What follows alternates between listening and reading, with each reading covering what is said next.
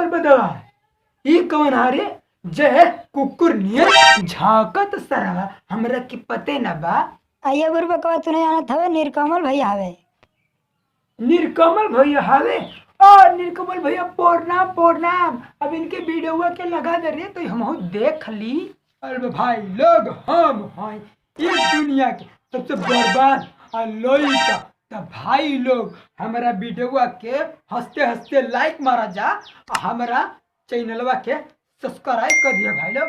हो सके तो हमारा वीडियो के शेयर कर दिया। भाई लोग शेयर करे में तनिको ना भूलिए भाई लोग, वरना हमारी वीडियो हम रोते रोते रह जाए भाई लोग। चलिए हम दिखाते अपना वीडियो। आइए पर लगा दे बाबू हमको पटाने में सीख जाओगे। सुपर बस का कल भौजी साचो में हमरे के पटा में सीख जाओगे। तो ये बार बताओ अब हम जात बानी भौजी के लगे हम पटावे की सीखे वाला बानी और तू ना जाने तवे तू सीखबे हमार लाड़।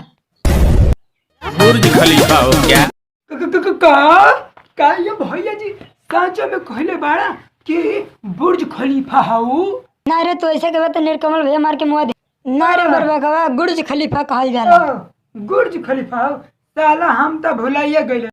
तो का ये भैया रउआ अब कुछ कहे वाला बानी तो अब ओकरा के रउआ कह दी हम सुनल चाहतानी।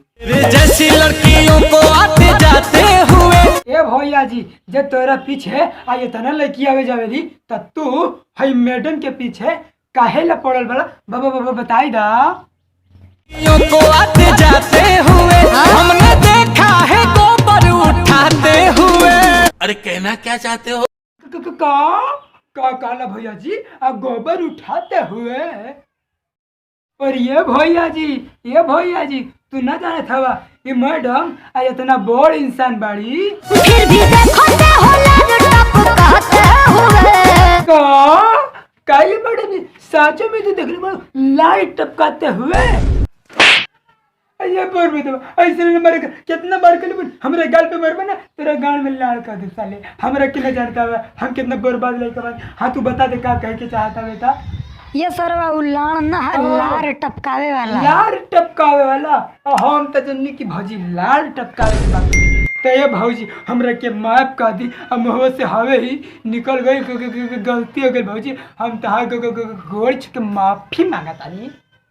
ये बोर बदवा अब तू हमरा सुंदर सुशील खेसारी भैया वाला अब गाना लगा दे रे।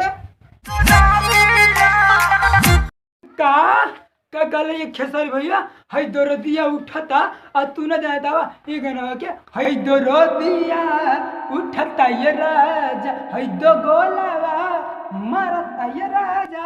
ये खेसारी भैया हई गाना ऐसा ने हमरा के लागत बा कि प्रमोद प्रेमी गइले बाड़े। और कोई बात ना हम ता तू कह द का कहेला बाड़ा। ये सरवा खेसारी भैया बहुत बढ़िया बहुत नेक बहुत मस्त दोसर गाना गइले हवे रे। खेसारी भैया दूसरा गाना गइले हवे त लगा दे रे बन्ना तरह चलना से मार के तरह के सरवा हम मुआइए दे।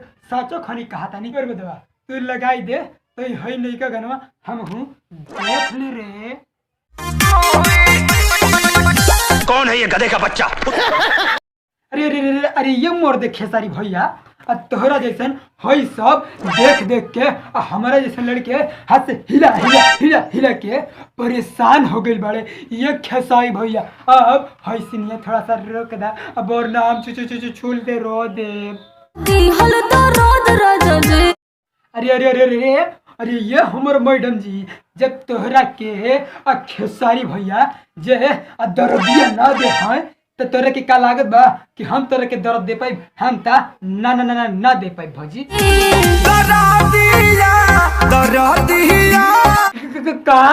का कहला खेसारी भैया हई दर्दिया सुन के ना हमरा अंदर कुछ और ही फीलिंग आवे लगता। ये खेसारी भैया आप रउआ तो कह दी वरना हम तो सरवा लागत बा कि हाथ से मर जाए खेसारी भैया।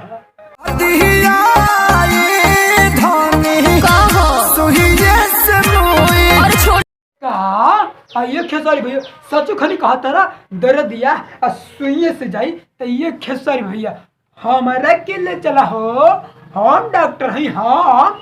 ऐसने मैडम के हम इलाज करनी और तू न जानत हवे कि मैडम के जमन सुई लगाई जमन सुई लगाई कि मैडम क्षण भर में ठीक हो जाए खेसारी भैया। सही है।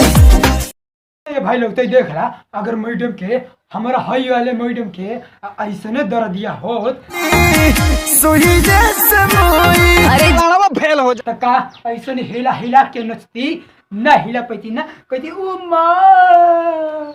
ठीक बा, अब रुक जा। हाँ तब बहुत भाई लोग आज के लिए ये वीडियो इतने बा। आज नमस्कार प्रणाम, तब तक के लिए मिला था नहीं अगला वीडियो में, तब तक के लिए